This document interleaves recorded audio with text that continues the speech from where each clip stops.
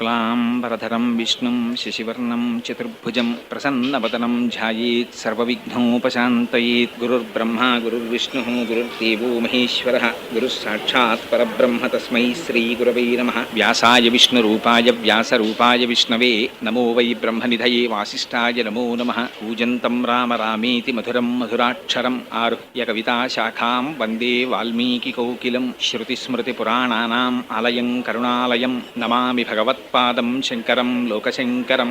శంకరం శంకరాచార్యం కేశవం బాదరాయణం సూత్రభాష్యకృతౌ వందే భగవంతౌ పునః పునః.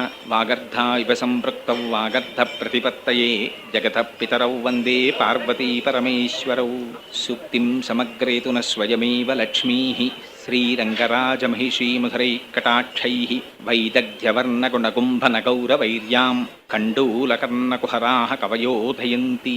మేఘశ్యామం పీతకౌసేయవాసం శ్రీవత్సాంకం కౌస్తుభోద్భాసితాంగం పుణ్యోపేతం పుండరీకాయతాక్షం విష్ణుం వందే సర్వలోకైకనాథం.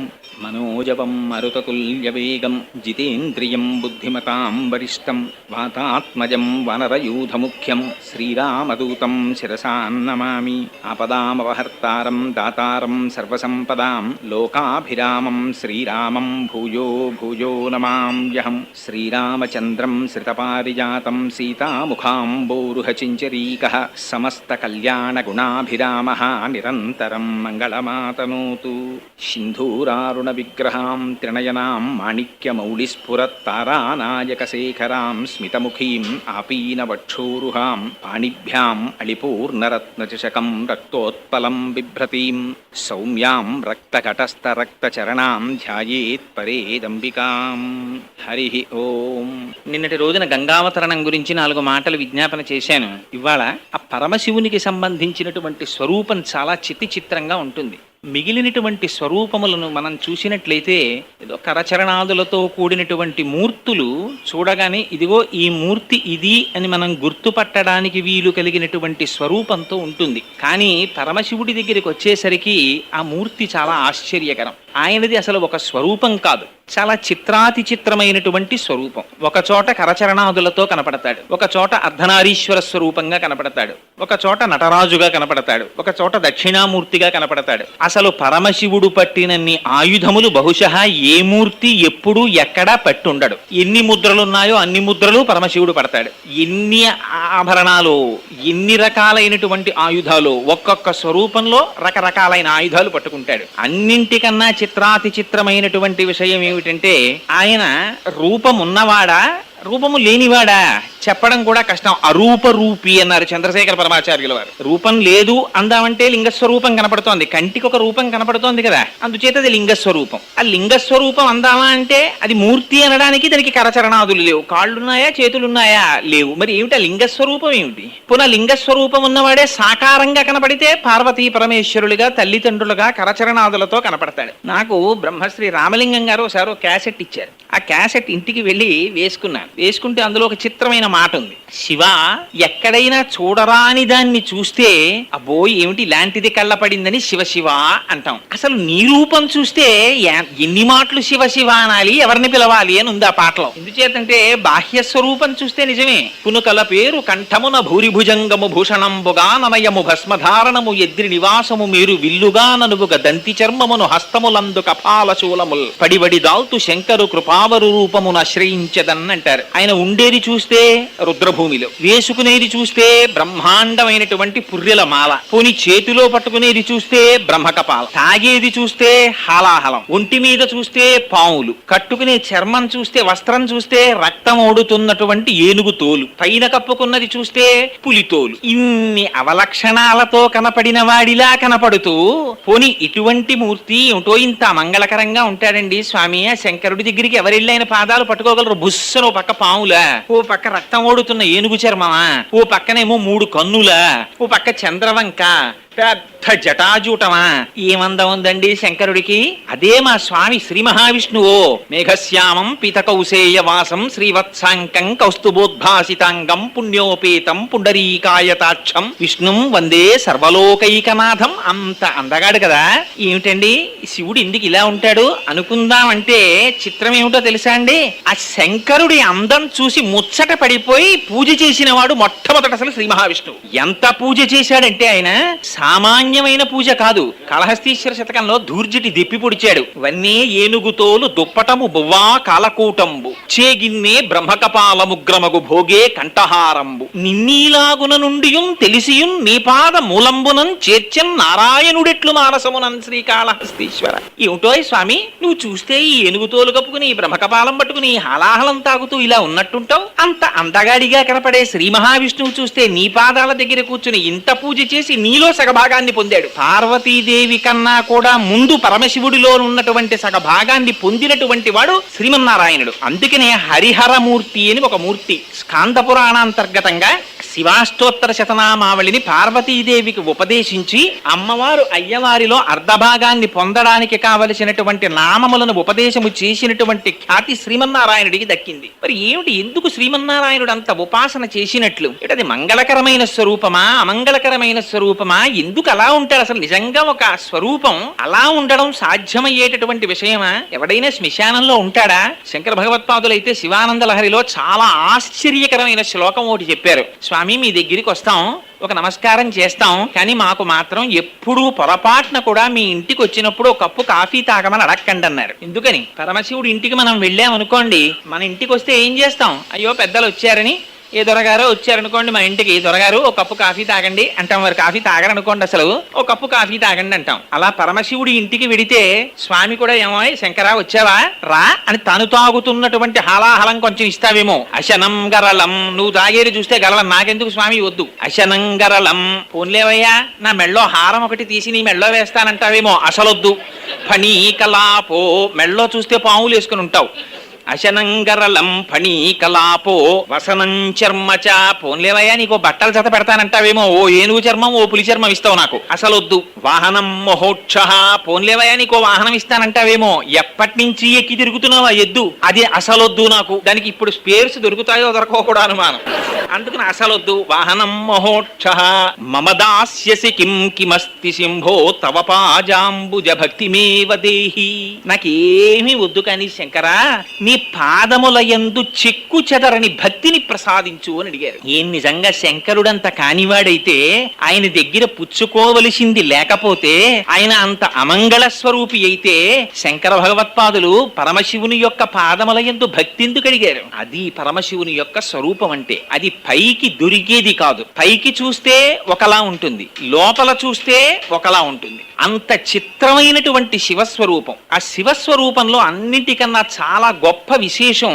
ఎవ్వరికీ లేనటువంటి పేరు ఒక్క శంకరుడికి మాత్రమే ఉన్నది, మహాదేవుడు. ఆయనకి మాత్రమే మహాదేవుడని పేరు, ఒక్క శ్రీ మహావిష్ణువుకు మాత్రమే పురుషోత్తముడని పేరు. మహాదేవుడన్న పేరు పరమశివుడికి రావడానికి కారణాన్ని వేదం శృతిమాత చెప్పింది. ఇందుచేత తమీశ్వరాణం పరమం మహేశ్వరం తం దేవతానాం పరమంచ దైవతం అంది. స్వామి నువ్వు ఈశ్వరులకు ఈశ్వరుడు, నియామకులకు నియామకుడవు. ఇందుచేత ఈ సమస్త బ్రహ్మాండములనన్నింటినీ కూడా తొట్టతొదర తనలోనికి లయం చేసుకుంటాడు శంకరుడు. చేసుకున్నటువంటిది కేవలం సృష్టి స్థితి లయ అనుగ్రహ తిరోధానము అనుగ్రహము అనే ఇది చేస్తాడు. అందుకే అమ్మవారికి పంచకృత్య పరాయణ అని పేరు. తిరోధానం అంటే ఈ సమస్త బ్రహ్మాండములను తనలోకి లయం చేసుకున్న తరువాత వాటిని అలా కాపాడడాన్ని తిరోధానం అంటారు. తిరిగి వాటిని తనలోంచి బయటికి వెలువరిస్తాడు.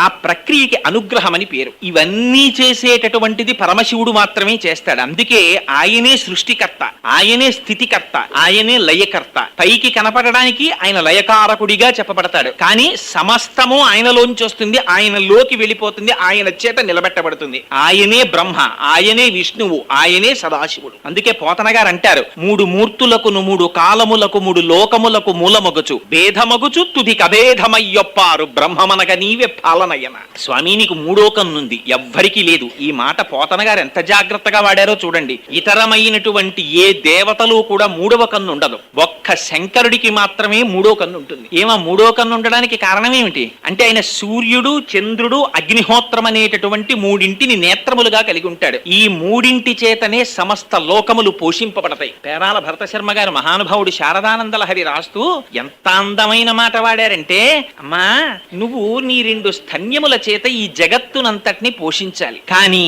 నీకున్న ఇద్దరు పిల్లలున్నారే వాళ్ళిద్దరూ పాలన్నీ తాగేస్తున్నారమ్మా.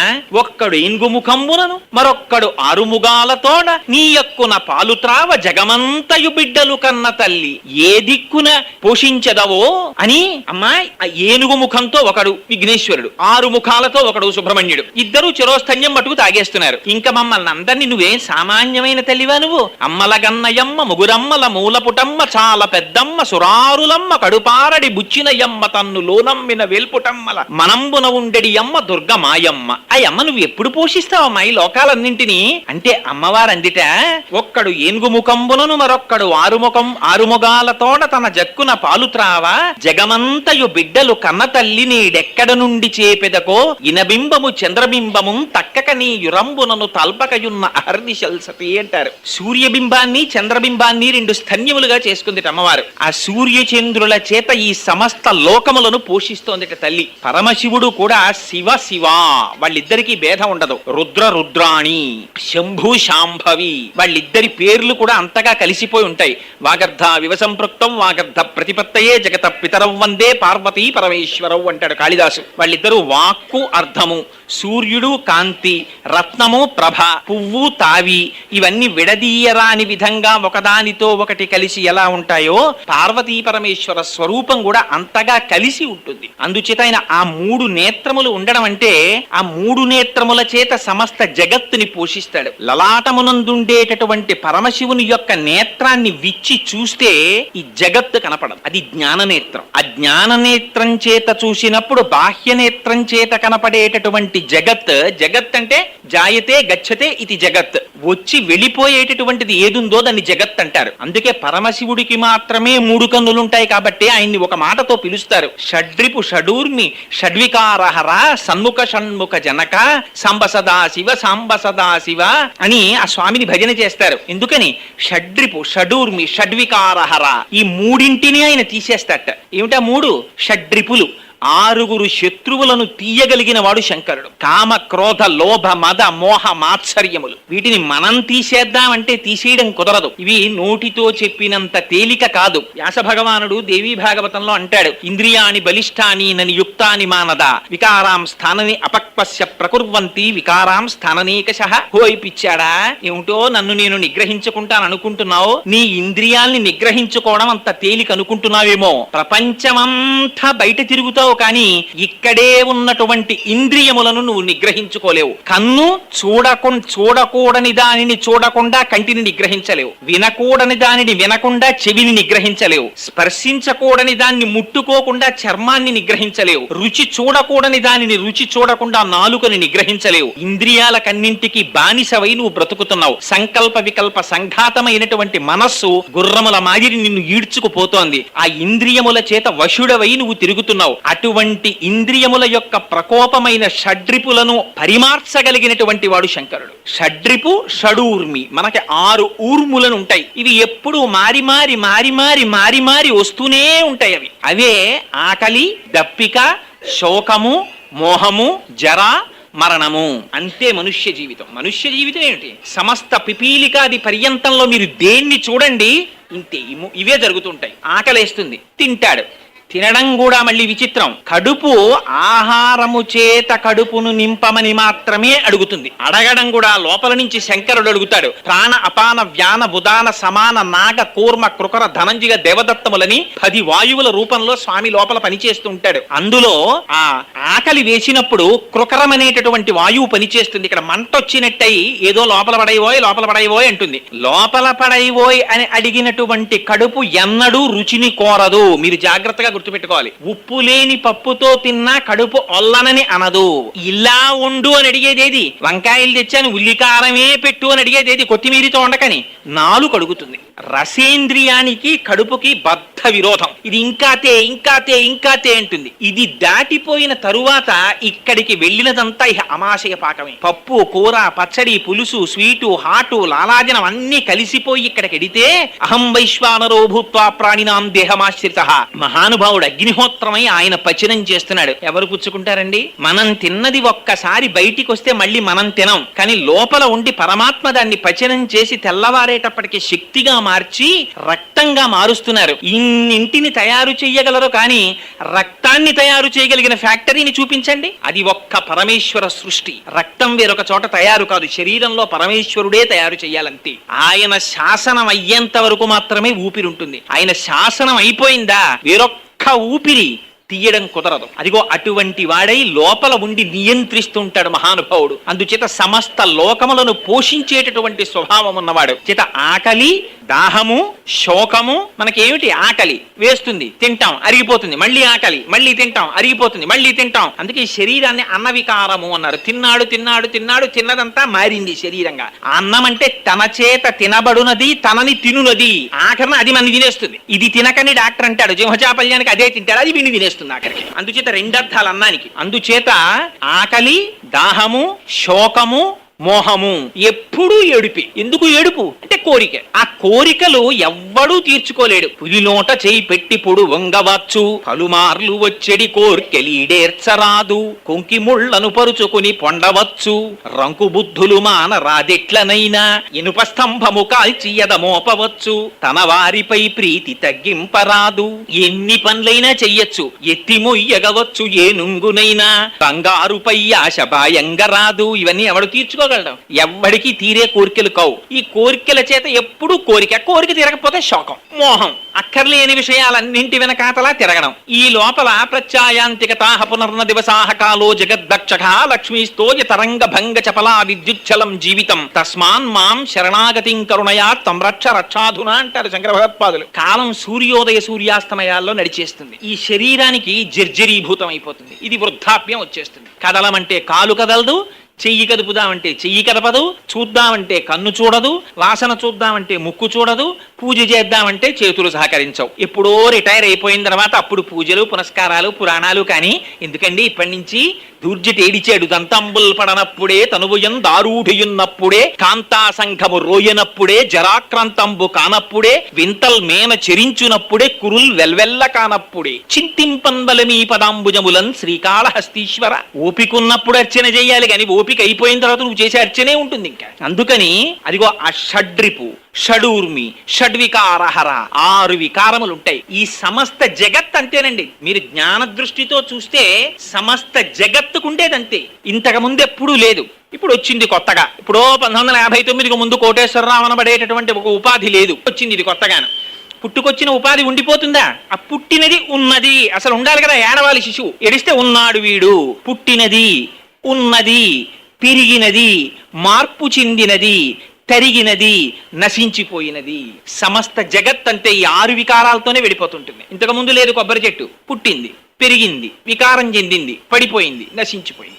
జగత్తంతా వస్తుంటుంది, వెళ్ళిపోతుంటుంది, వస్తుంటుంది, వెళ్ళిపోతుంటుంది. వెనక ఉండేటటువంటి తెర శాశ్వతం, సినిమా అశాశ్వతం. అది వస్తుంది, వెళ్ళిపోతుంది బొమ్మ. అలా జగత్తు కూడా వస్తూ ఉంటుంది, వెళ్ళిపోతూ ఉంటుంది. కానీ ఎవడి మానాన వాడు మాత్రం పెద్ద ధైర్యం. ఏమిటో వాళ్ళు వెళ్ళిపోయారు కానీ నాయకులు, నేను వెళ్ళిపోతానా, నేను ఉండిపోతాను అనుకుంటూ ఉంటాడు. ఎంత చిత్రంగా చెప్తారంటే, పక్కింట్లో దొంగలు పడ్డారండి అంటే 6 నెలలు ఇంటి తాళాలు వేసుకోకుండా పడుకోడు. పక్కింట్లో ఎవరో చచ్చిపోయారండి అంటే మాత్రం అయ్యో మన ఇంట్లో కూడా నేను వెళ్ళిపోతాను కదా ఏదో ఒక నాడు, ఉండిపోతానా, అందుకని జాగ్రత్తగా పెట్టే సర్దుకుందాం ఇప్పటి నుంచి అని చెప్పి సర్దుకునేవాడు కనపట్టలేదురా అని శంకర భగవత్పాదులు భజగోవిందంలో వాత పెట్టి మాట్లాడారు. నలినీదలగత జలమతి తరళం తత్వజీవితమతిశయ చపలం విద్ధిర్యాద్యభిమానగ్రస్తం లోకం శోకచ హంత సమస్తం అన్నారు. తామరాకు మీద నీటి బొట్టు లాంటి జీవితంలో ఎన్ని సంబంధాలు రా వీడికి, కొడుకులు, కోడళ్ళు, కూతుళ్ళు, అల్లుళ్ళు. ఒక్కసారి ఊపిరి వెళ్ళిపోయిందో ఆ కట్టెనక్కడ పడుకోబెడితే ఇన్ని శరీరాలు వస్తాయి అక్కడికి. కొడుకు కొడుకులు వస్తారు, కోడళ్ళు వస్తారు, అల్లుళ్ళు వస్తారు, ఇంతమంది వస్తారు. ఒక్కసారి ఇలా కన్ను తెరవదు, చూడదు, మాట్లాడదు. తీసుకెళ్లి నారేసి కట్టి శ్మశాన వాటికలోకి తీసుకెళ్లి దహించేస్తున్నారు. ఏమైపోయింది? కల్లరి బొమ్మయవు కాయమ్ములొల్లా, అద్దె కొంపల పోలు ఆ భోగముల్లా. ఆ లోకాలు శాశ్వతం, అవి కాదు. పాయని పాపమవు భాగ్యమే నొల్లా, తను పెంచు దొంగలవు తనయుల నొల్లా. వీడు వెంటనే మాటలు వేసేసుకుంటాడు. నీవేనా భాగ్యంబు, నీవేనా గతివి, నీవేనా బంధుండ, నీవేనా సుఖము అని శంకరుండి ప్రార్థన చేస్తారు. స్వామి ఇవన్నీ ఉండిపోయేవా? ఇవన్నీ ఏం ఉండేవు కావు స్వామి, ముందు చావుండంగ మురి ఎంగనగుని. అందుకని షడ్రిపు, షడూర్మి, షడ్వికారహర, సన్ముఖ షణ్ముఖ జనక, సాంబ సదాశివ, సాంబ సదాశివ, శరణం మే తవ చరణయుగం. స్వామి నీ పాదములు పట్టుకుంటున్నామయ్యా అంటారు. వీటిని తీయగలిగినటువంటి వాడు శివుడు.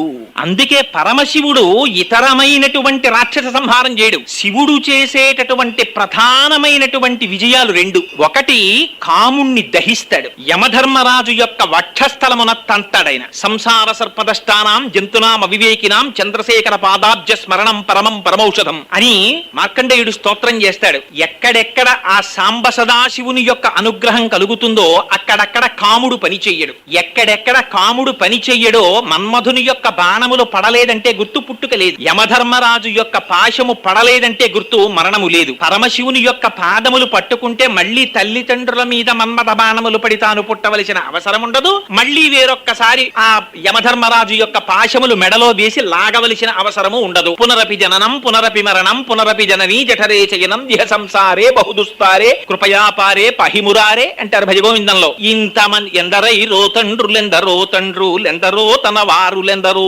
సుతులు, మునిపిన్ని జన్మములు పొందినానో కటకటా తెలియజాలనయ్య గర్వినై పొంగి, హరమిమ్మునిటులనే పూజించినాడా కరుణతో మెచ్చుము ఘనుడ నీవాడా. నీ పూజ చేయగా నెరరు మునులు, నీ పూజ చేయగా నెరరు సురలు, కావున నా బోటి కలుడు నీ పూజ కావించునే కోటి కమలాప్త తేజ.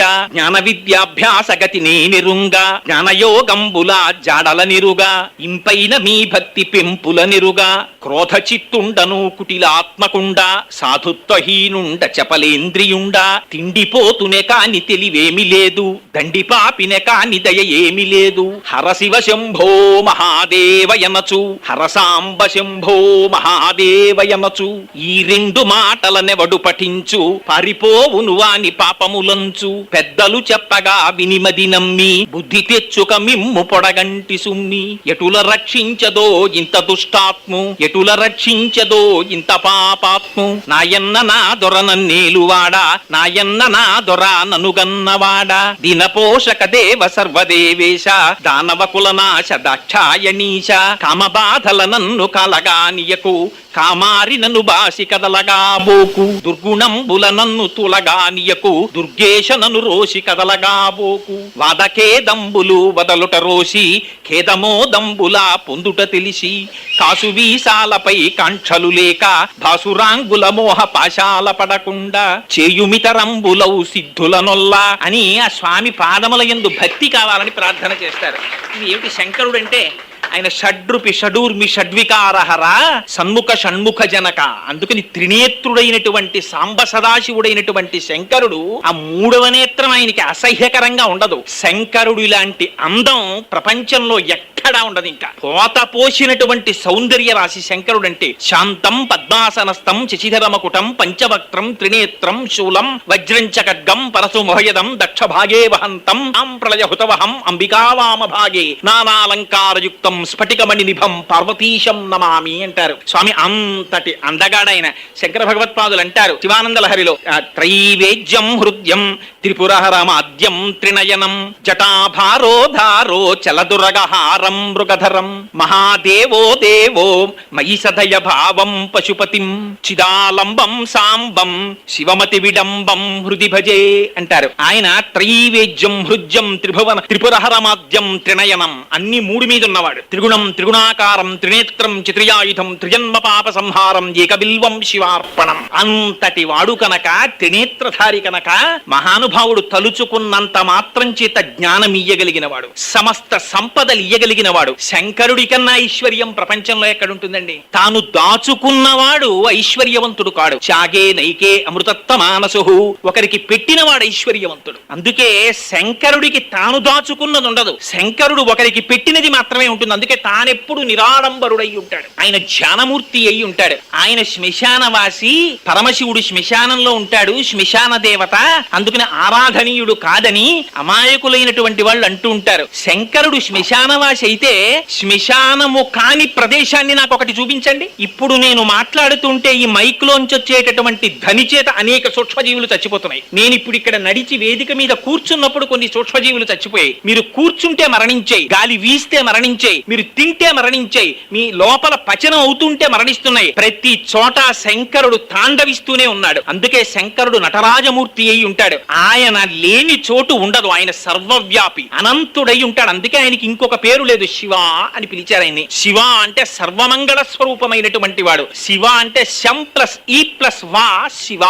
శం అంటే నిరతిశయమైనటువంటి సుఖమును ఆనందమును ఇయ్యగలిగినటువంటి వాడు. ఈ సాధకుడైన పురుషుడు. వా అమృత శక్తి. ఎవరు సాధకుడైన పురుషుడున్నాడో వాడికి అమృతత్వము వంటి ఆనందమును ఇయ్యగలిగినటువంటి పరమాత్మ స్వరూపుడు ఎవరున్నాడో వాడు పరమశివుడు. ఆయన ఇటువంటి వాడు. మీరు ఆయనకి ఏమిస్తారు? మీరు ఆయనకి ఏమి ఇవ్వక్కర్లేదు. శివానంద లహరిలో శంకరాచార్యులు వారు అంటారు, పరమశివుడికి నువ్వివ్వడం ఏమిట్రా? ఆయనకి నువ్వివ్వగలిగింది ఏం లేదు శంకరుడి దగ్గర. కరస్తే హేమాద్రౌ గిరిశ వికటస్తే ధనపతౌ గృహస్థే స్వర్భూజా మరసురభి చింతామణిగణి శిరస్తే ఫాలాంశౌ చరణ యుగళస్తే అఖిల శుభౌ కమర్థం దాస్యేహం భవతు భవదర్థం మమ మనః అంటారు. శంకరుడికి మనమేమి ఇవ్వగలం? ఆయనకి కరస్తే హేమాద్రౌ. శంకరుడికి ఒక చేతిలో బంగారు కొండ ఉంది. స్వామి నీ చేతిలో బంగారు కొండ ఉంది కానీ ఏ రాత్రో రూపాయి కావలసి వస్తే ఇది పట్టుకెళ్లి మారువాడి దగ్గర అప్పెట్టి తెచ్చుకోలేవుగా, అందుకని నా దగ్గర డబ్బు రెడీగా ఉంది స్వామి ఇస్తానంటావేమో. గిరిశ వికటస్తే ధనపతౌ. నవ నిధులకు అధిపతి అయిన కుబేరుడు శంకరుడి పాదముల దగ్గర కూర్చుని ఉన్నాడు. ఆయనకి ఎప్పుడన్నా అవసరం వస్తుందేమో అని. ఆయనకు వస్తుందా? కరస్తే హేమాద్రౌ గిరిశ వికటస్తే ధనపతౌ గృహస్థే స్వర్భూజా మరసురభి చింతామణిగణి.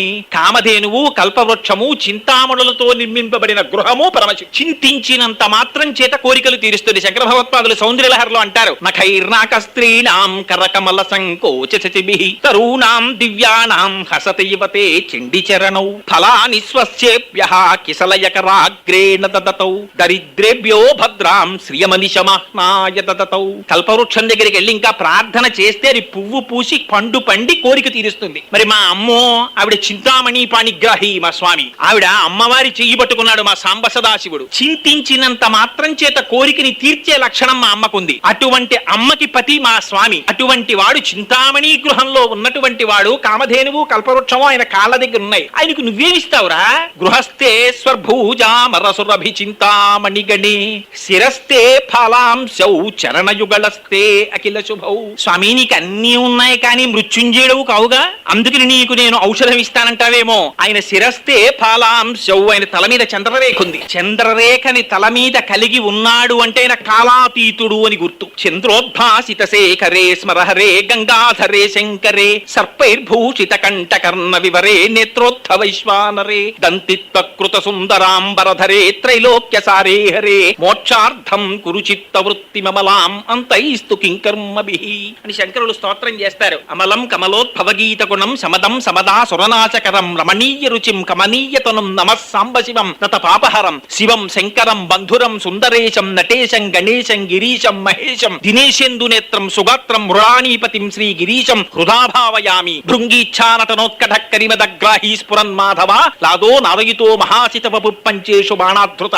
సత్వక్ష సమనోవనేషు నపున సాక్షాన్ మదీయే మనో రాజీవే భ్రమరాధిపో విహరతాం శ్రీశైలవాసీ విభు. ఆయన దేవతా సార్వభౌముడైన శ్రీశైలే స్వర్ణశృంగే మణిగణరచితే కల్పవృక్షాళి శీతే స్ఫీతే సవర్ణ రత్న స్ఫురిత నవగృహే దివ్యపీఠే శుభార్హే ఆసీన సోమచూడ సకృణనయన సంగన స్మీర వక్త శంభుశ్రీ భ్రమరీశ ప్రకటిత విభవో దేవతా సార్వభౌమ అని పిలిచారు ఆయన్ని. అటువంటి మహానుభావుడు ఆయనకి నువ్వేమిస్తావురా? శిరస్తే ఫలాంశౌ చరణయుగళస్తే అఖిల శుభౌ. ఆయన పేరే శివుడు. నమశివాభ్యాం అశుభాపహాభ్యాం పరస్పరా శ్లిష్టభౌ ముపుర్థరాభ్యాం నగేంద్ర కన్యా వృషకేతనాభ్యాం నమో నమః శంకర పార్వతీభ్యాం నమ శివాభ్యాం అశుభాపహాభ్యాం. రావలసినటువంటి అశుభం ఏదైనా ఉంటే ఆ రోజున తనకి తెలియకుండా అనుకోకుండా పరమశివునికి సంబంధించినటువంటి ఒక కార్యం మీద బయలుదేరుతాడు. అరే రే వీడు శివ కార్యం మీద వెడుతున్నాడు రా, వీడికి ఇవాళ భయంకరమైన ప్రమాదం జరగాలి. పరమశివుట్ట దాన్ని జరగకుండా చెయ్యడం సాధ్యం కాదు, ఎందుకంటే కర్మఫల ప్రదాత కర్మ ఇవ్వాలి. కానీ భూమి మీద పడి కాళ్ళు చేతులు విరిగిపోయి హాస్పిటల్లో ఉండవలసిన వాణ్ణి కేవలం స్కూటర్ మించి కింద పడి దెబ్బలు తగిలి హాయిగా మనవడితో ఆడుకునేటట్టుగా చేసేస్తాట. యాక్సిడెంట్ జరగలేదా? జరిగింది. పడలేదా? పడ్డాడు. దెబ్బలు తగలేదా? తగిలే. కానీ సంతోషంగా ఉన్నాడు. నమశివాభ్యాం అశుభాపహాభ్యాం. అశుభాన్ని తీసి శుభాన్ని ఇచ్చేస్తాట పరమాత్మ. ఆయన శాసనాన్ని ఎవరు ధిక్కరించగలరు గనక అంతటి వాడు శంకరుడంటే. అందుకని చరణయుగళస్తే అఖిల శుభౌ, శంకరుడి పాదాల దగ్గర ఉంటాయట శుభాలన్నీ. అందుకే ఆయనకి శంకర అన్నారు. శంకరోతీతి శంకర, శుభములను చేసేవాడు శంకరుడు. ఒక ఇంట్లో ఉపనయనం జరగాలన్నా, ఒక ఇంట్లో వివాహం జరగాలన్నా, ఒక ఇంట్లో షష్ఠి పూర్తి జరగాలన్నా, ఒక ఇంట్లో దీర్ఘాయుర్దాయంతో ఉండాలన్నా పరమశివుని పాదపు వేలు ఇలా కదిలితే వచ్చి మంగళతోరణమై ఇంటికి పట్టుకుంటుంది. చరణయుగళస్తే అఖిల శుభౌ కమర్థం దాస్యేహం భవతు భవదర్థం మమ మనః. స్వామి నేను నీకేమి ఇవ్వగలను? నేనేమీ ఇవ్వలేను. నా మనస్సుందే దాన్ని తీసేసి నీ పాదాల దగ్గర పెట్టేస్తున్నాను. ఎన్ని రకాలుగా వేడుకున్నారో శంకరాచార్యులు వారు. స్వామి ఎలాగైనా నా మనస్సులోకి నువ్వు ప్రవేశించవయ్యా అని అడగడానికి మహానుభావుడు మనకి దారి నేర్పడం కోసం శంకరులకి భక్తి లేకనా, శంకరులకి జ్ఞానం లేకనా, మహానుభావుడు మన నిత్యం ఏ శ్లోకములను చెప్పుకుని తరించిపోవాలో వాటిని మన కోసం అని అందించినటువంటి మహాపురుషులు శంకర భగవత్పాదులు. అందుకే శంకర భగవత్పాదుల యొక్క చిత్రపటం లేని ఇల్లు ఉండకూడదు ఆంధ్రదేశంలో. ఆంధ్రదేశం ఏమిటి, ఎక్కడైనా సరే శంకర భగవత్పాదుల యొక్క చిత్తరువు ఉండి తీరాలి. మహానుభావుడు సనాతన ధర్మాన్ని నిలబెట్టిన వారు శంకర భగవత్పాదులు. శృతి స్మృతి పురాణానాం ఆలయం కరుణాలయం నమామి భగవత్పాదం శంకరం లోకశంకరం. ఏ మహానుభావుని యొక్క పాదములకు నమస్కరించినంత మాత్రం చేత శృతి స్మృతి పురాణములు ఏ రకమైనటువంటి ఇతర అర్థములు గోచరించకుండా సక్రమంగా భాషిస్తాయో అటువంటి శక్తిని ఇయ్యగలిగినటువంటి జగదాచార్యుడు శంకరుడు. అందుకని అదిగో అంతటి శక్తి కలిగిన వాడవయ్యా అని చెప్పడానికి త్రినేత్రుడు అని పిలిచారు స్వామిని. సరే, ఇంకా ఒక్క నామమే పట్టుకుంటే కష్టం గనక అందుకని స్వామి పైకి చూడడానికి ఏమిటో అందరిలా కాకుండా బేసి కన్నుల వాడు 3 కన్నులతో ఉంటాడన్నట్టు అనిపిస్తుంది. కానీ 3 కన్నులతో ఈ సమస్త జగత్తుని పోషిస్తూ ఉంటాడు. ఆయన జ్ఞానం ఇస్తూ ఉంటాడు, మోక్షం ఇస్తూ ఉంటాడు. అందుచేతనే మహానుభావుడు శంకరుడు త్రినేత్రుడయ్యాడు. ఆయన వ్యోమవత్ వ్యాప్త దేహాయ. ఆయన జుత్తు చూసినట్టయితే ఆయన్ని వ్యోమకేశుడు అని పిలిచారు. శంకరుడి తత్వం తెలుసుకోవడం చాలా ఆశ్చర్యంగా ఉంటుంది. ఆయన్ని చూస్తే ఆకాశం అంతా నీ జటాజూటం ఉంది అన్నారు. జుత్తుట పరమశివుడిది ఆకాశం అంతా నిండిపోయి ఉంటుందిట. ఇవిడ అంత తలకాయ ఎవరికైనా ఉంటుందా అండి? అంటే వ్యోమకేశుడు అన్న అర్థం ఎందుకు చెప్పారంటే ఆకాశము శబ్దములకు ప్రతీక. పంచభూతములలో ఒకటైనటువంటి ఆకాశములోంచి శబ్దములోంచి సమస్తం పుట్టింది. అందుకే శంకరుడి కుడి చేతిలో ఢమరుకుంటుంది. ఆ ఢమరుకని మొట్టమొదట 14 సార్లు మురుగించాడు ఆయన. అందులోంచి మాహేశ్వర సూత్రములు వచ్చి అందులోంచి సమస్త సాహిత్యము వాంగ్మయము పుట్టాయి. అందుకని వాంగ్మయానికి అంతటికీ కూడా దిక్కు పరమశివుడు. ఆయన పాదములు పట్టుకుంటే తప్ప జ్ఞానం భాషించదు. ఎవరు శంకరుని పాదములు పట్టుకుంటారో అటువంటి వారికి మాత్రమే పూర్ణమైన జ్ఞానం వస్తుంది. అందుకే పోతన గారు చూడండి, భాగవతం చెప్పుకున్నది విష్ణు కథ. ఆయన ఇలవేల్పు దుర్గాదేవి. ఆయన పుట్టింది పరమశైవ కుటుంబం. ఆయన చెప్పుకున్నది విష్ణు కథ. ఆయన చెప్పింది పలికెడిది భాగవతమట పలికించు విభుండు రామభద్రుండట నే పలికిన భవహరమగునట పలికెద వేరొండు గాథ పలుకగనేల. పోతన గారు చిరస్థాయిగా ఉండిపోవడానికి కారణం ఏమిటో తెలుసా అండి? అంత శివ కేశవ అభేద తత్వాన్ని చూపించారు ఆయన. పోతన గారు దశమస్కంధం రాసుకుంటున్నారు. పోతన గారు సొంతంగా రాసుకున్న పద్యం కాదది. దశమస్కంధం రాసుకుంటూ అనుభవించారు. వ్యాసుల వారు అనుభవించిన కన్నా కూడా ఎక్కువ అనుభవించారు పోతన గారు కృష్ణలీలల్ని. అందులో ఒకనాడు తల్లి చిన్న కృష్ణుడికి గజ్జెలు పెట్టింది కొత్తగా. ఆ కృష్ణుడు పాక్కుంటూ ముందుకెడుతున్నాడు. కొత్తగా గజ్జెలు పెట్టబడినటువంటి కాళ్ళేమో ముందుకి పాకుతుంటే కాళ్ళు గల్లుమనేవి. కాళ్ళకి గల్లుమనేటప్పటికి అమ్మో నా వెనకాతలు ఏదో వస్తోందని 2 అడుగులు పాకడం, వెనక్కి తిరిగి అమ్మ వంక చూసుకునేవాడు. ఎందుకని పిల్లలకి ఏదొచ్చినా అమ్మే రక్షకురాలు. వెనక్కి తిరిగి చూసేవాడు. అమ్మ అనేది నవ్వి ఏమిటో ఇంత పిరికివాడు ఇంత మాయకుడు ఈ కృష్ణుడు పాపం తన కాళ్ళ గజ్జెలు గల్లుమంటుంటే భయపడిపోయి వెనక్కి తిరిగి చూస్తున్నాడు అనుకునేది. ఆ కుంతీదేవి దిప్పి పొడిచింది. కృష్ణ నీ భయాన్ని చూసి భయానికి భయం వేసిందండి. శ్రీకృష్ణ యదుభూషణ నరసక శృంగార రత్నాకర లోకద్రోహి నరేంద్ర వంశదమన లోకేశ్వరా దేవత నీక బ్రాహ్మణ గోగణాత్యహరణ నిర్వాణ సంధాయక నీకున్ మృక్యద త్రుంపవేగ భవల తల్లి చాను కంపానిధి అని స్తోత్రం చేసింది ఆయన్ని. ఆ కృష్ణ పరమాత్మ ముందుకి వెడుతుంటే గజ్జలు గల్లు గల్లు గల్లు అన్నాయి. అన్నాయి. అనేసరికి కొంచెం ముందుకెళ్ళి అమ్మోనా వెనకాతలు ఏదో వచ్చేస్తోందని మళ్ళీ వెనక్కి తిరిగాడు. అమ్మ పకపకా నవ్వుతోంది. అమ్మోనా వెనకాతలు ఏదో వచ్చేస్తోందని గబగబ గబగబ పాక్కుంటూ అమ్మ దగ్గరికి వచ్చేస్తున్నాడు. గబగబా పాకడంలో కాలి గజ్జెలు కూడా గల్లు గల్లు గల్లు గల్లు గల్లు గల్లు అన్నాయి. గబగబా పాక్కుంటూ వచ్చి అమ్మ ఒళ్ళో గభాలన పడిపోయాడు. పడిపోతే ఆ పిచ్చి తల్లి యశోద, అందుకే అమ్మ అంతలా పిచ్చితనంతో పెంచింది కాబట్టే ఇవాళ వెంకటాచలంలో ఒకడు మాత అయ్యింది తల్లి. యశోదమ్మ పొంగిపోయి, అయ్యో కృష్ణ నీ కాళ్ళ గజ్జెలు కట్టాను నాన్న అని ఆ కాలు తీసి చేతిలో పెట్టుకుని ఇలా ఇలా మోగించి చూపించింది. కృష్ణ చూసావా గజ్జెలు రా, భయం లేదని. ఏం పాదాలండి ఆ పాదాలు, అవి దర్శనం చేద్దామంటే దొరకనటువంటి పాదాలు. ఆ చేతులేం మామూలు చేతులా స్వామివి. ఆదిన్ శ్రీసతి కొప్పుపై తనువుపై సంసోత్తరీయంబుపై పాదాబ్జంబులపై కపోలతటిపై పాలిండ్లపై నూత్న మర్యాదంచెందుకరంబు క్రిందగుట ఆపై నాకరంబుంటమేల్ కాదే రాజ్యము గిజ్జమున్ చటతమే కాయంబు నాపాయమే అన్నాడు బలిచక్రవర్తి. అటువంటి చేతులు, అటువంటి పాదముల పాదములు బ్రహ్మ కడిగిన పాదము, బ్రహ్మము తానిని పాదము అని పొంగిపోయారు అన్నమాచార్యుల వారు. అటువంటి పాదాన్ని చేతిలో పట్టుకుని చూడటమా, ఎంత అదృష్టవంతురాలా యశోద అని చూపిస్తే ఏమీ ఎరగని వాళ్ళే వెళ్ళి మట్టిలో ఆడుకుంటున్నట్ట. ఆడుకుంటూ ఆ పిల్లల్లాగా ఒళ్ళు మట్టి అంతా తీసి ఒంటి మీద పోసుకున్నాడు. చక్కగా ఇలా కూర్చున్నాడు, రెండు కాళ్ళు జాపుకున్నాడు. అమ్మ మంచి పట్టుపుట్టం కట్టింది, ఒళ్ళంతా నగలు పెట్టింది. గజస్నానం అంటారు, పిల్లల్ని తల్లులు దెబ్బలాడుతుంటారు.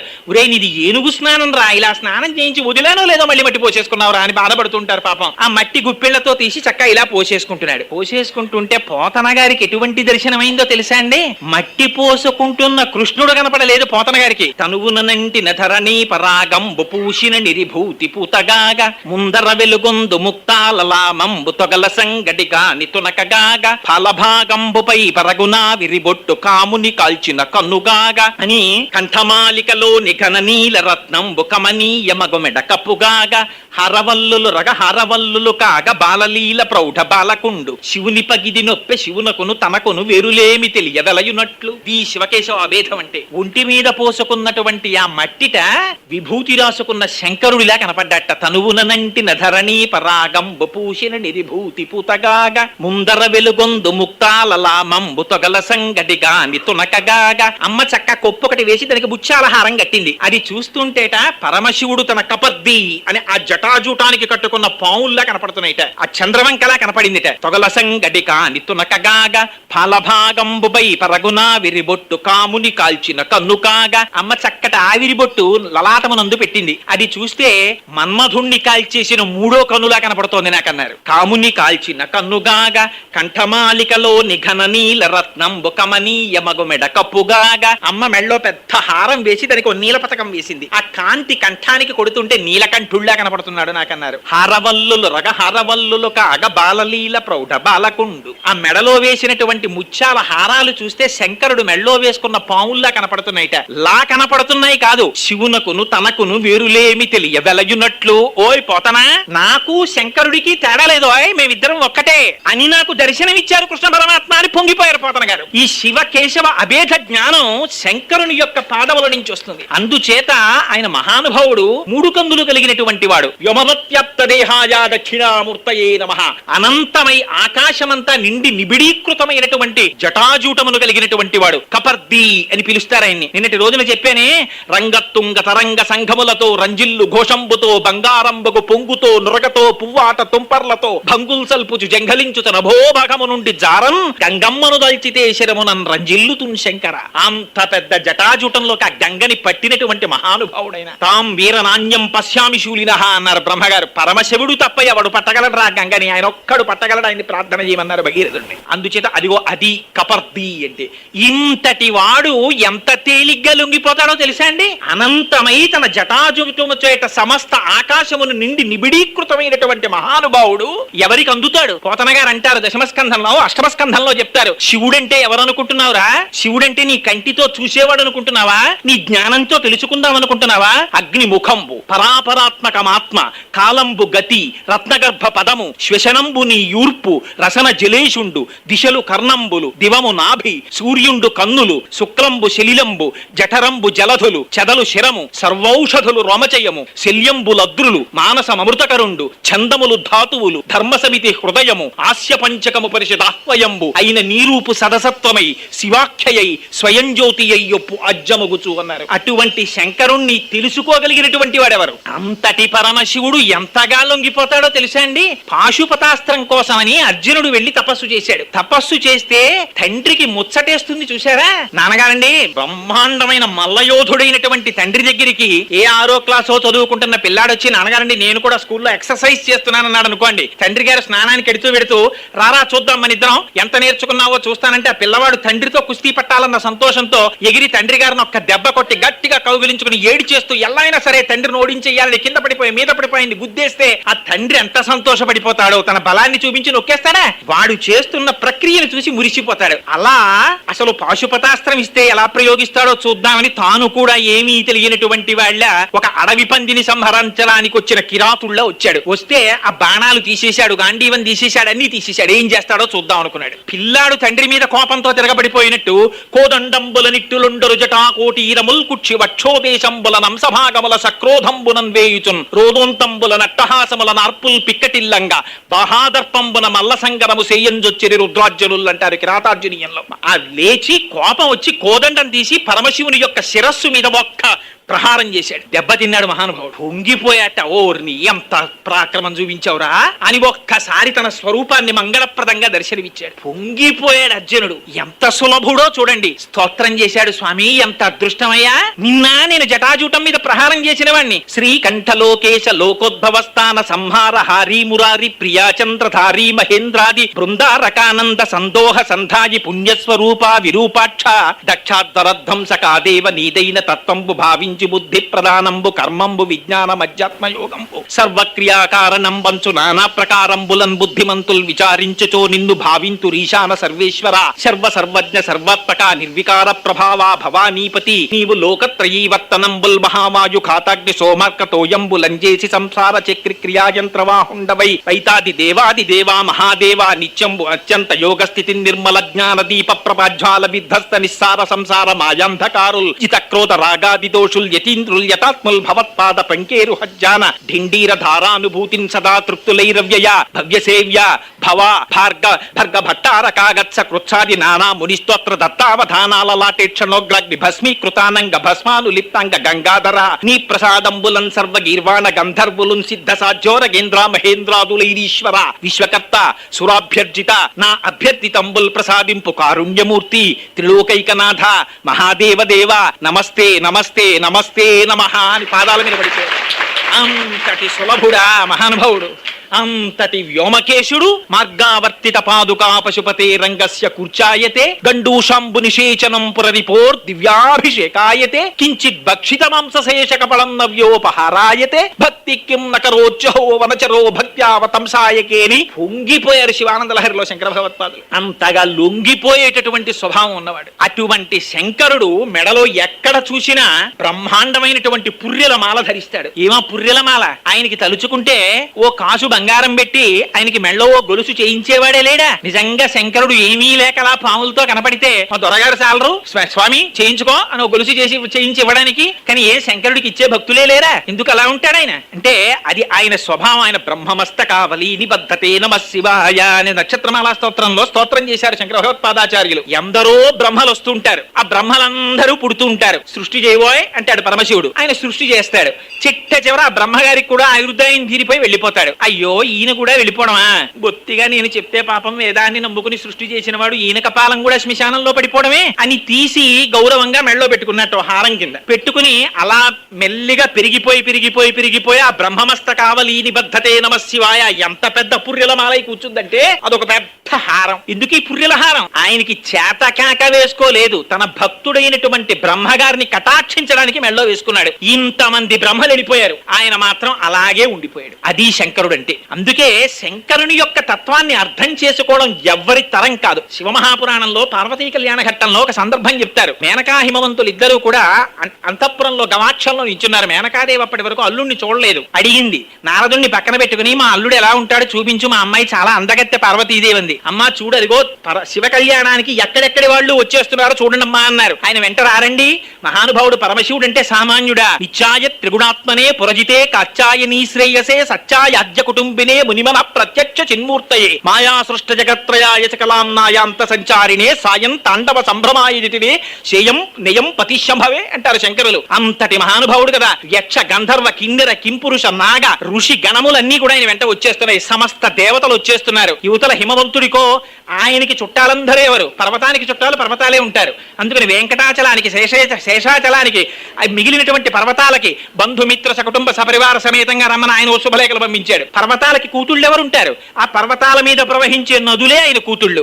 ఆ నదులకి భర్తలు అల్లుళ్ళెవరు? సముద్రాలు. అందుకని పర్వతాల మీద ఉండే వనాలు, అందులో ఉండే మృగాలు, నదులు, సముద్రాలు అన్నీ కలిసి ఆడబెళ్లి వారి వైపు వచ్చాయి. మగవెళ్లి వారి వైపు సమస్త భక్త జన సందోహం అంతా బయలుదేరి వచ్చేసింది హిమాలయ పర్వతాల మీదకి. వచ్చేస్తుంటే అదో పెద్ద ప్రొసెషన్. పాపం తెల్లవారుజాము 4 గంటలకి నిలబడింది మేనకాదేవి అంతఃప్రగవాక్షంలో. నారదుణ్ణి పక్కన పెట్టుకుంది. అది వస్తున్నవాడు ఆయనేనా అని అడిగింది. చతుర్ముఖ 5 ముఖాలప్పటికి బ్రహ్మగారికి 5 ముఖాలతో వచ్చేస్తున్నాడు మహానుభావుడు. చూసింది ఆయనేనా అని అడిగింది. అబ్బే ఆయన శంకర కింకరుడమ్మా బ్రహ్మ, ఆయన కాదు అంటే అబ్బో ఇంతకన్నా తేజస్సుతో ఉంటాడా మా అల్లుడు అనుకుంది. పాపం ఆయన శిష్యులు, ఆయన గణాలు, ఆయన ఋషులు అందరూ వెళ్ళిపోయారు ప్రొసెషన్ లో. ఆ వెనకాతలు వచ్చారు. శ్రీ మహావిష్ణువు వచ్చారు. ఆయనే సామాన్యుడా శాంతాకారం భుజగశయనం పద్మనాభం సురేశం విశ్వాకారం గగన సదృశం మేఘవర్ణం శుభాంగం లక్ష్మీకాంతం కమలనయనం యోగి హృజ్జానగమ్యం వందే విష్ణుం భవభయహరం సర్వలోకైకనాథం. అంతటి అందగాడు ఆయన వెళ్ళిపోతున్నాడు లక్ష్మీదేవితో కలిసి. నీలతోజిత మధ్యస్థ విద్యుల్లేకే భువాస్వర అని నీలిమేఘం మధ్యలో మెరుపు మిరిస్తే ఎలా ఉంటుందో అలా పెడుతున్నాడు. చూసింది అమ్మవారు. ఆ మేనకాదేవి చూసి ఆయనేనా నా అల్లుడంది. కాదమ్మా వాళ్ళిద్దరికీ భేదం చెప్పడం కష్టం. ఇదాలన్నీ చుట్టూ ఉండగా జుత్తు విప్పేసుకుని మెళ్ళో పుర్రెలమాలోటేసుకుని దిగంబరుడై కాలభైరవుడు ముందు నడుస్తుంటే తయ్యకి తద్దమిత అని పెద్ద నాట్యం చేసుకుంటూ రోడ్డు మీద వెళ్ళిపోతోందో గుంపు. ఇది ఇప్పుడు నేను కాస్త పాలో పుచ్చుకుంటానులే ఈ మోకేమిటంది ఆవిడ. ఆయనే మీ అల్లుడు అన్నాడు నారదుడు. అనేటప్పటికి ఆవిడ హడిలిపోయి స్పృహ తప్పి పడిపోయింది. నిన్ను చంపేస్తాను, నేను చచ్చిపోతానది. మీరు శివమహాప్రాణం జరవండి కావాలంటే. పార్వతీదేవి నంది వీడా నీకు అల్లుడు, దీనికోసమే ఇంత తపస్సు, వీడు నా అల్లుడు ఏమిటే వీల్లేదండి అనేటప్పటికి వెంటనే తన స్వరూపం ఏమిటో చూపించాడు మహానుభావుడు. కోటి సూర్య ప్రతీకాశం సర్వావయవ సుందరం విచిత్రవసనం ఛాదానాభూషణ భూషితం అని నిజంగా ఎంత అందాన్ని ప్రదర్శించాడంటే ఆ రోజున మహానుభావుడు అలా కనపడేటప్పటికీ సుప్రసన్నం సులావణ్యం సుహాసంచ మనోహరం గౌరాభంజుతితం యుక్తం చంద్రరేఖా విభూషితం సూర్యేణ చిత్రితం మూర్ధ్ని చంద్రదండ విరాజితం అని వీళ్ళందరూ గంగా చ యమునా చైవ విధర్తస్మనుచ చామరే అని వెనకాతల గంగా యమున వచ్చి ఉత్తరీయం పట్టుకుని నడుస్తుంటే సూర్యుడు గొడుగు పడితే చంద్రుడు ఆ పక్కన నిలబడి వింజామర వీస్తుంటే కోటి సూర్యుల పగిది నడిచి వెళ్ళిపోతున్నాడు. తెల్లబోయింది మేనకాదేవి. ఏమిటి ఇప్పుడు ఇలా కనబడ్డాడు, ఇప్పుడు ఇలా కనబడుతున్నాడు ఏమిటని. ఎందుకనలాగా త్రికరణ శుద్ధిగా మేనకా హిమవంతులు కన్యాదానం చేసినట్లయితే వాళ్ళకి పునరావృత్తి రహిత శాశ్వత శివ సాయుధ్యము లభిస్తే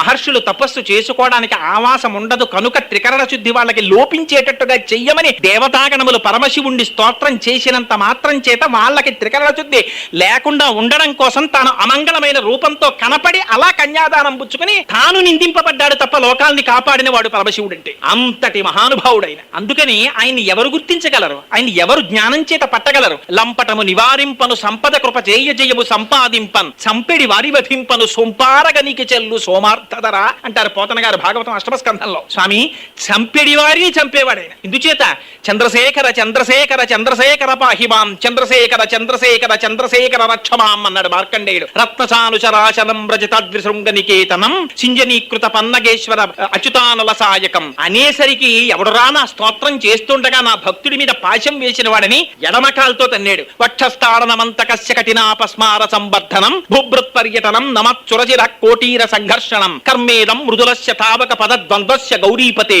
మచ్చేతోమణి పాదుకా విహరణం శంభో సదాంగీకురు.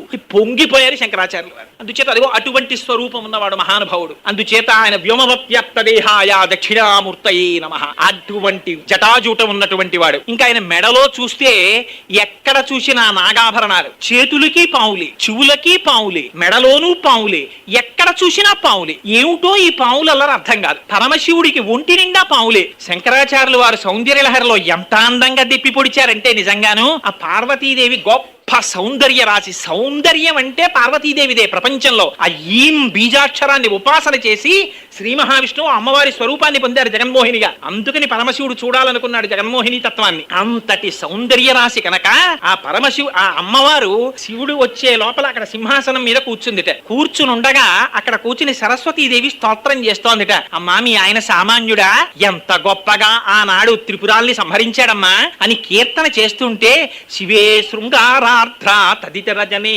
కుచ్చనపరా సౌందర్యలహరి. శంకరులు అంటారు ఆ పరమశివుడి గురించి చెప్తుంటే పొంగిపోయి మా ఆయన ఇంత గొప్పవారు కదా అని సంతోషంగా శంకరుడి యొక్క శృంగార రసంతో చూస్తుంది అమ్మవారు. శివే శృంగారార్ధ్ర తదితర జనే కుచ్చనపరా. అమ్మని అమ్మగా చూడకుండా, అమ్మలో అమ్మతనాన్ని చూడకుండా స్త్రీ సౌందర్యాన్ని చూసేటటువంటి చూపులను చూసే మహిషాసుర పట్ల తీవ్రమైనటువంటి దృక్కులతో చూస్తుంది అమ్మవారు. నీ శివే శృంగారార్ధ్ర తదితర జనే కుచ్చనపరా సరోషా గంగాయాం. శివుణ్ణి స్తోత్రం చేస్తుంటే నీకే కాదు భర్త అయిన నాకు భర్తే అని శంకరుడి జటాజూటం మించి గంగాదేవి తొంగి చూసిందిట. ఏమిటి, నిన్ను భరించాడు కాబట్టి భర్త అని పేరు పెట్టుకున్నావు గాని పాణిగ్రహణం చేసింది నన్ను, ఆయన నా భర్త, నీకు భర్త ఏమిటి అని కోపంగా ఇలా ఓసారి చూసిందిట గంగాదేవి వంక. నాకెందుకు వచ్చిన గొడవన ఆవిడ జటాజూటంలోకి వెళ్ళిపోయిందిట. అందుకని శివే శృంగారార్ధ్ర తదితర జనే కుచ్చనపరా సరోషా గంగాయాం గిరిశ చరితే విస్మయవతి. ఆ శంకరుడి యొక్క వైభవాన్ని వర్ణిస్తుంటే అమ్మ బాబోయ్, నిజంగా ఆయన ఎలా చేశారు ఇవన్నీ అని ఆశ్చర్యంగా మొహం పెట్టి చూస్తూ ఉంటుందిట. చూసి ఇంతటి వాడు కదా నా భర్త అని పొంగిపోయి, ఎంతటి భర్త, మన్మధుణ్ణి కాల్చినటువంటి వాడు అమ్మవారి ముఖం చూసేటప్పటికి మాత్రం ఎంత పొంగిపోతాడంటేట. అందుకే శంకరాచార్యులు వారు అన్నారు, అమ్మా నీ గడ్డానికి మాత్రం ఉపమానం వేయనేవమ్మా. ఎందుకని కరాగ్రేణ స్పృష్టం తుహినగిరిణ వత్సలతయా కరగ్రాహ్యం శంభో ముఖముకుర వృంతంగిరిసుతే. శంకరుడంతటి వాడు తమకంతో నీ గడ్డాన్ని ఎత్తిపట్టి నీ ముఖంలోకి చూస్తాడు.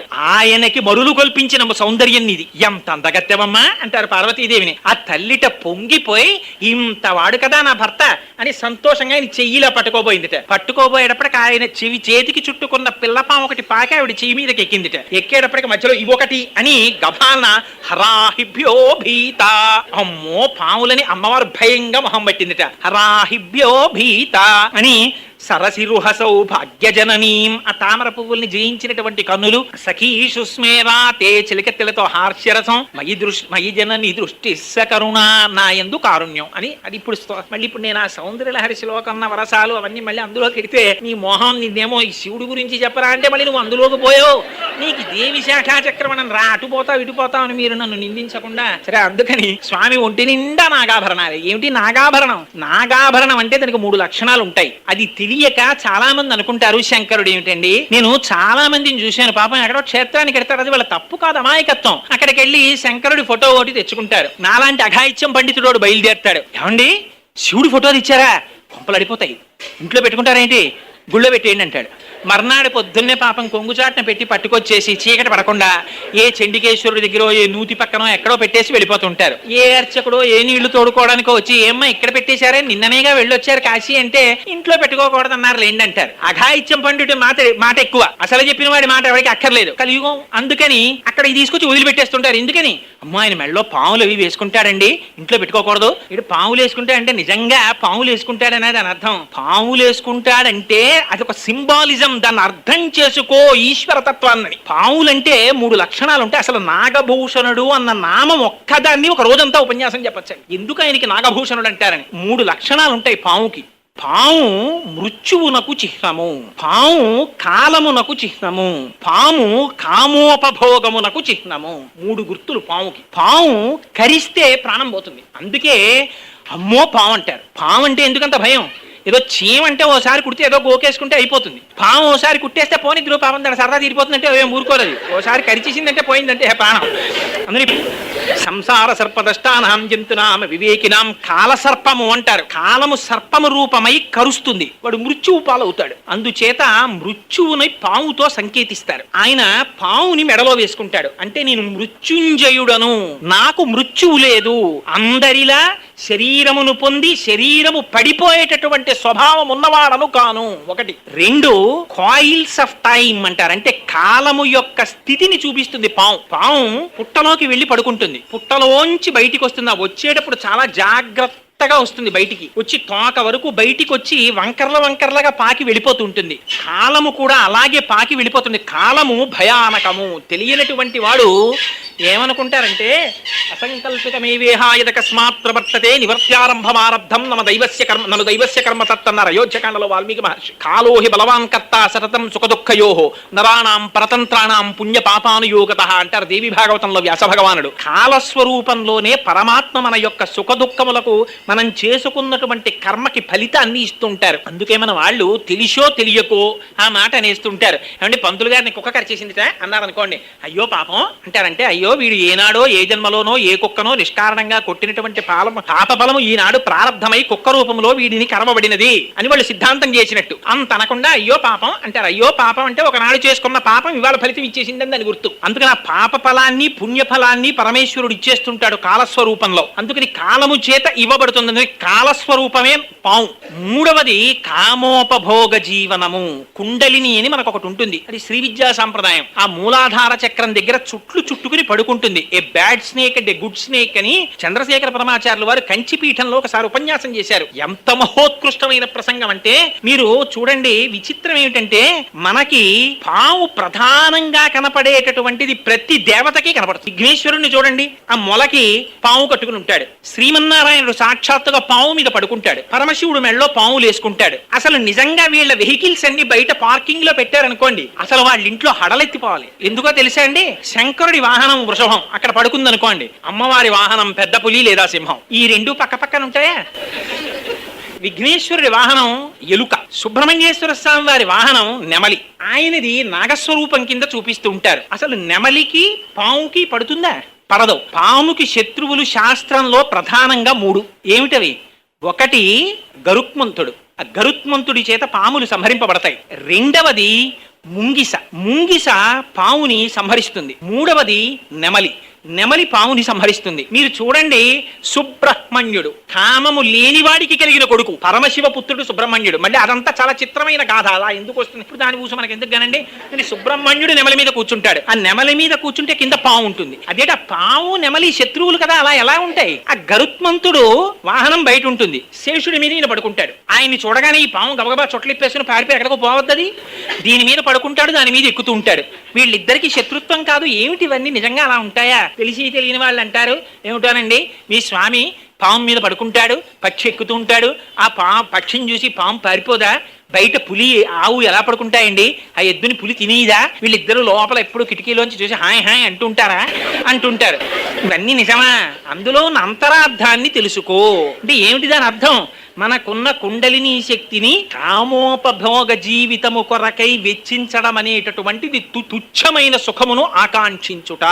అలా కాకుండా వీర్య శక్తిని ఊర్ధముఖంగా కుండలిని శక్తిగా పైకి తీసుకువెళ్ళగలిగితే అక్కడ అమృత దర్శనం అవుతుంది, సహస్రార దర్శనం అవుతుంది. అదే పాము సంసారమునందు ప్రవర్తిస్తే దుఃఖహేతువు, అదే పాము భగవంతుని వైపుకి నడిపిస్తే సుఖహేతువు. పరమశివుడు మెడలో పాములు వేసుకుంటాడు, తల మీద చంద్ర వంకని పెట్టుకున్నది చంద్ర బింబమును కాదు. మీరు గుర్తు పెట్టుకోవాలి, చంద్ర వంక ఉంటుంది అంతే. చంద్రవంక ఉండడం ఏమిటి? శంకరులు శివానందలహరిలో మొట్టమొదటి శ్లోకంలో చెప్తారు ఈ రహస్యాన్ని. కళాభ్యాం చూడాలంకృత శశికళాభ్యాం నిజితపలాభ్యాం భక్తేషు ప్రకటిత ఫలాభ్యాం భవతు మే శివాభ్యాం అస్తోక త్రిభువన శివాభ్యాం హృది పునర్భవాభ్యాం ఆనంద స్ఫురదనుభవాభ్యాం నతిరియం అని. ఆయన చంద్రవంకని పెట్టుకోవడం అంటే చంద్రుడి యొక్క వృద్ధి, చంద్రుని యొక్క క్షయము, ఈ రెండింటి చేత కాలం నడుస్తుంటుంది. మీరు రోజు సంకల్పం చెప్తే ఏం చెప్తారు? ఏదో కార్తీక మాసే శుక్లపక్షే ఏదో నవమ్యాం అతి దశమ్యాం వాసర ఏదో భానువాసరే శుభనక్షత్ర శుభయోగ శుభకరణ ఏబంగుడి విశేషణ విశిష్టాయాం శుభ్రతో శ్రీమాన్ శ్రీమత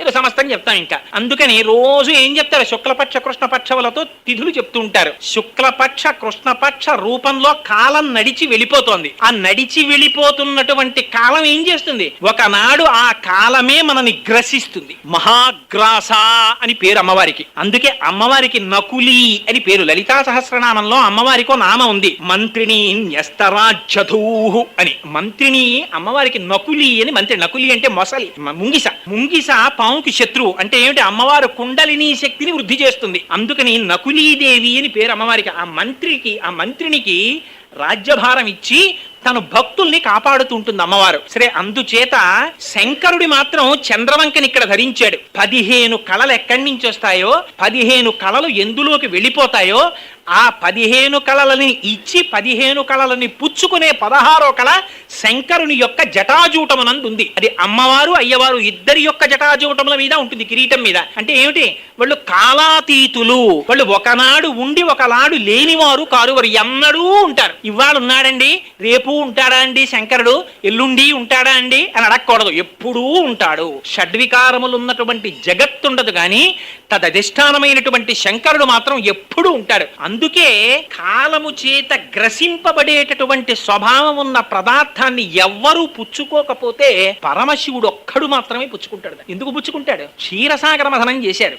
ఎందుకు చేశారు? ఉన్న పదవులు సరిపోలేదు వాళ్ళకి. ఈ పదవుల్లో పర్మనెంట్ గా ఉండిపోవాలి, రిటైర్మెంట్ ఏజ్ రాకూడదంటే అమృతం తాగితే బాగుంటుందని చెప్పాడు ఎవరో. క్షీరసాగర మథనం చేశారు. ముందు బతికించేది రాలేదు, చంపేది వచ్చింది, హాలాహలం వచ్చింది. పరిగెత్తారు అందరూ. ఆ పాలవెల్లి లోపల అప్పటికప్పటికి మంద రాగము తిరిగన్ చప్పుడు నిండెన జండము చెప్పెడిదే మధురి చెవులు చిందర కొనియన్ ఆలోల జలది లోపల నాలో నహి విడిచి సురలన సురల బరపన్ గీలా కోలాహలమున హాలాహల విషము పుట్టె అవనీనాథ. ఆ హాలాహలం పుట్టేటప్పటికి ఇంతమంది దేవతలున్నారు, ఇంతమంది రాక్షసులున్నారు. పుచ్చుకున్నవాడు ఒక్కళ్ళేడు. అది ఇలా పుట్టిందంటే అందరూ వెనక్కి తిరిగి పారిపోయారు. ఎక్కడికి పారిపోయారు? వెంటనే చెప్పేశారు పోతన గారు. శని కైలాసముజొచ్చి శంకరు నివాసద్వారముంజేరి ఈశుని దవ్వారికు లడ్డుపడ్డ తల మంచుంజొచ్చి కుయ్యో మొర్రో విను మాలింపుము చిత్తగింపుము దయన్ వీక్షింపు మంచు అంబుజానన ముఖ్యుల్ కనిరర్త రక్షణ కళా సంరంభునిన్ శంభురిన్. ఆర్తరక్షణ కళా సంరంభుట్టైన ఆర్తితో కొడుకు ఎంత చెడ్డవాడైనా కావచ్చు, నాన్నగారండి అన్నాడు అనుకోండి, ఒరే ఒక్కసారి రారా చూడాలనుందిరా నిన్ను అని తండ్రి ఉత్తరాలు రాస్తాడు. ఈ మధ్యనే ప్రమోషన్ వచ్చింది నాన్నగారు, లీవ్ ఎక్కువ పెట్టేస్తే పోతుందండి, ప్రమోషన్ రావడం కుదరదని వాడు ఫోన్ చేస్తుంటాడు. చిట్ట చివరికి వాడికి ఏదో జ్వరం వచ్చి ఎక్కడో ఇంటెన్సివ్ కేర్ యూనిట్ లోనో హాస్పిటల్లోనో పెట్టారు, ఒక్కసారి మిమ్మల్ని చూడాలనుందంటున్నారు మామయ్య గారు అని బేరం అంటుంది కోడలు. పాపం ఈ ముసలాయనకి 72 ఏళ్లు. సీనియర్ సిటిజన్ టికెట్ ఒకటి కొనుక్కుని ఇంకక్కడి నుంచి భార్యను తీసుకుని ఆ సామాన్ అంతా పట్టుకుని తడబడుతూ మోకాళ్ళు నిప్పి కూర్చోలేడు, నించోలేడు, సీటు దొరికిందో తెలియదు, దొరకలేదో తెలియదు, దొరికిన ఆపరబెత్త ఎక్కలేడు. మళ్ళీ వాణ్ణి వీణ్ణి బతిమాలుకుని ఆ కొడుకు దగ్గరికి ఎడతాడు. నువ్వు పిలిస్తే రాలేదు, నేను ఎందుకు రావాలంటాడా తండ్రి అనడు. తండ్రి పరిగెత్తుకుంటూ వెడతాడు కొడుకు దగ్గరికి. ఎందుకని? ఆర్తితో నాన్నగారండి ఒక్కసారి మిమ్మల్ని చూడాలనుందండి అని కొడుకు అంటే చాలు వెళ్ళిపోతాడు. ఆత్మరక్షణ కళా సంరంభుని శంభుని. వాళ్ళిద్దరూ తల్లిదండ్రులు, అందుకని పరిగెత్తుకుంటూ వెళ్ళారట పరమశివుడి దగ్గరికి. అయితే ఆయన ఏమనాలి? ఏరా మీరేమో ఇప్పటిదాకా వచ్చినవన్నీ బుచ్చేసుకున్నారా? హాలాహలం వస్తే నా దగ్గరికి వచ్చారా? అదేమన్నా థమ్సప్ప కోకోకోలా రాని తాగడానికి నే బుచ్చేసుకోనాది అని అడగద్దండి ఆయన అన్నట్ట. పార్వతీదేవి వంక తిరిగి అంటే జగముల దుఃఖము వింటే జల జనిత విషపు వేడిమి ప్రభువై యుంటకు ఆర్తుల ఆపద గెంటించుట దానఫలము దానం కీర్తి మృగాక్షి. పార్వతి చూసావా పిల్లలందరూ ఎలా ఏడుస్తున్నారో? పాపం హాలాహలం వచ్చేసిందిట, వాళ్ళని కాల్చేస్తోందిట. వాళ్ళని రక్షించకపోతే తల్లిదండ్రులను మనం ఉండి ప్రయోజనం ఏమిటి? రిటైర్ అయిపోయి ఎప్పుడన్నా ఆపద వస్తుందేమో, అనారోగ్యం వస్తుందేమో, హాస్పిటల్ ఖర్చు కానీ ఈయన 2 లక్షలు దాచుకుంటాడు బ్యాంకులో. వాడు ఉన్నదంతా మన్నన చేసేసి నాన్నగారంలో వెరికాకేస్తాడు. ఇప్పుడు ఉన్న దాంట్లోంచి వాడు 70,000 తీసి కొడుకు ఇచ్చేస్తుంటాడు. అంటే ఇది నేను ఎవరో ఒకరిని ఉద్దేశించి అంటున్న మాట కాదు సుమండి, అంటే తండ్రి యొక్క ఆర్తిని చెప్పడానికి చెప్తున్నాను. అందుకని పాపం ఆ పిల్లల్ని రక్షించడం కోసం తల్లిదండ్రుల ఆర్తి అటువంటిది. అందుకని ఆవిడతో ఆయన అంటాడు, ఆవిడ అంటుంది మీరు ఇలా ఇచ్చుకుంటూ వెళ్ళిపోతే రేపు పొద్దున మన చూసేవాళ్ళు ఎవరండి అంటుంది. అలా అనకు, పిల్లలకు కాకపోతే ఎవరికి మన కోసమా ఈ డబ్బంతా మూట కట్టుకుపోతామా అంటాడు పాపం. అలా ఆయన చూడండి ఆవిడని బతిమాలుతున్నాడు. పిల్లలు ఎలా ఏడుస్తున్నారో చూడు పార్వతి, ఉచ్చేసుకోవద్దు. పుట్టింటి వైపు నుంచి నెరుక్కొచ్చాడు చూడండి. ఏమిటి? ఈ హాలాహలం దాగేయడానికి. హరిమది ఆనందించిన హరినాక్షి జగంబులెల్ల ఆనందించును హరియును జగములు మెచ్చక గరళము వారించుటొప్పు కమలదలాక్షి. పాపం మీ అన్నయ్య నారాయణుడు స్థితికారుడు. ఆయన ఈ లోకములన్నింటినీ రక్షించాలి. తెలిసి తెలియని వాళ్ళకి శివకేశవ భేదం గాని అసలు వాళ్ళిద్దరే ఎప్పుడూ భేదం ఉండదు వాళ్ళకి. అందుకని మీ అన్నయ్య నొచ్చుకుంటాడు ఈ లోకములన్నీ పాడైపోతే. అందుకని ఆయన మనసు సంతోషించేటట్టుగా ఆ హాలాహలం పుచ్చేసుకుంటాను పార్వతి అని నువ్వు బెంగపెట్టుకుంటున్నావేమో, నేనేమైనా అయిపోతానేమోనని. రక్షింతు ప్రాణికోట్లను వీక్షింపుముని నేడుచు వికచాబ్జముఖి. దీన్ని కిస్మిస్ పండు నోట్లో పెట్టుకున్నట్టుగా పెట్టేసుకుంటాను ఈ హాలాహలాన్ని. అంటే ఆవిడెందిట మీ ఇష్టం ఎలా చేస్తే అలా చేసుకోండి అందిట. అంటే ఇది విన్నారండి పరీక్ష ఈయన అన్నారు, ఏమిటో సుఖమహర్షి మీరు ఇంత భాగవతం చెప్పారు బాగుంది గాని బుద్ధిగా ఎంత పనికి మాలిన భర్త అయినా అందున జగత్తుకి అంతటికి తల్లి కదా అమ్మవారు, భర్త హాలాహలం తాగేస్తానంటే ఎంత విసుగ్గా ఉంటే మాత్రం మీ ఇష్టం వచ్చినట్టు చేసుకోండి అంటుందా? అదేమిటండి బుద్ధి ఉందా లేదా? హాలాహలం తాగడం ఏంటి మీరు? నా మంగళసూత్రాలు నాకెక్కువ, నా పసుపు కుంకాలు మీరు తాగితే ఒప్పుకొనసమండి, తలుపులు తాళాలు వేసేయద్దు ఏమిటి అలా అంది ఏమిటండి అని అడిగారు. అడిగితే మహానుభావులు పోతన గారి ట్రాన్స్లేషన్ ఆయన నమ్ముకున్నారు పరమాత్మని, అందుకు పడ్డాయి ఆ మాటలు. బ్రింగిడివాడు విభుండని బ్రింగిడిదియు గరళమనియు మేలని ప్రజకున్ మింగమని సర్వమంగళ మంగళ సూత్రం మునెంత మది నమ్మినదో. ఆవిడ సర్వమంగళ భార్య అయ్యుండగా భర్తకి ఉపద్రవం వస్తుందా? మంగళ సూత్రాన్ని ఎంత నమ్మిందోనయ్యా, అందుకు తాగేమంది. ఆవిడకి భయం ఏమిటి? తాగేశారు పరమాత్మ. అది కూడా ఎలా తాగేశాట? ఆయన ఏం భయపడలేదుట, బిక్కులాడుతూ అయ్యో తాగుతాను బాగుండదని చెప్పి దాన్ని ఏం పుచ్చుకోవడం కాదుట. తన చుట్టూ సురసంఘములు జయజయధ్వానంబులం బొబ్బిడన్ ఘనగంభీరతమంబుతో శివుడు లోకద్రోహి హుంపోకు రమ్మని కెంగేల తమల్చి కూర్చి కడిగానంకించి జంబూపలంబున సర్వంకషమున్ మహావిషమునాహారించి హేలాగతిన్ కదలంబారవు పాప పేరు బుడలన్ ఘర్మాంబుజాలంబు పుట్టదు నేత్రంబులు నెర్రబారవు నిజ జూటాచంద్రుడున్ కందడున్ వదనాంబోజము వాడదా విషమును ఆహ్వానించుచో డాయుచో పదిలంబై కడిచేయుచో దిగుచుచో భక్షించుచో మృంగుచో. ఆ ఎదురిళ్ళట రావే హలహలమా అన్నట్ట పిలిచేట చేత్తో పట్టుకున్నట్ట ముద్ద చేసేట నేరేడు పండంత చేసి నోట్లో పడేసుకుంటే చంద్రుడు కూడా కందలేదుట. మా స్వామిని పట్టుకున్నా మాకేం భయం అన్నాయి.